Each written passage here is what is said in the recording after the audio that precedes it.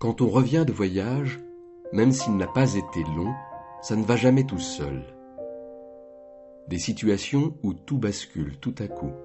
Sur son visage, cette même expression indéchiffrable, toujours à sauver les apparences d'une manière ou d'une autre. Ce n'est pas désagréable d'être ici. Le mot fait advenir le sens, la solution dans la continuité. Il scintille. À chaque instant, il manque se désintégrer sous vos yeux, sont déjà des silhouettes sur leur pellicule. Quelque chose d'énorme va advenir, sans que l'on sache quand, ni où, ni même comment. Quelque chose d'énorme et de terriblement banal. La musique et les lumières, comme une barque en plein rêve, enveloppés tous ensemble et sans oser en descendre. Dans la même déferlante d'émotions que moi, la même attente, la même excitation, la même surprise, le même soulagement. Un visage intense du temps passé, intense, étrange, aux yeux pleins de tristesse.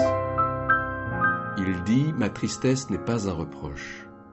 La distance des années serait-elle aussi puissante que ça ? En un sens, un contour et un blanc. Tel est le mystère.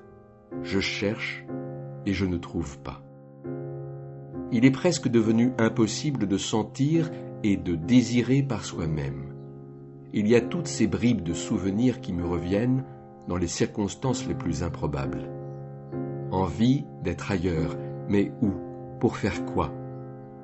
Pas dans ses caches habituelles, pas plus dans les bibliothèques qu'entre les mains d'un de ses amis, remis dans le droit sens des phrases soudain je m'affale. Plus perdu que jamais, dans la situation d'une partition sans musique. Mais on peut raconter les choses autrement, sans respecter l'attente, le temps long d'épreuves et de l'affection partagée. Voir cette inquiétude reflétée dans les voix et les regards, là où s'est arrêté le temps, là où il nous manque pour avancer. Il semblerait qu'on ne soit plus pressé de rien lorsqu'on est capable de lire dans les blancs et les trous du texte, entre les lignes, dans les silences, ces aveuglements, les entrailles, le reflet du cosmos, l'origine.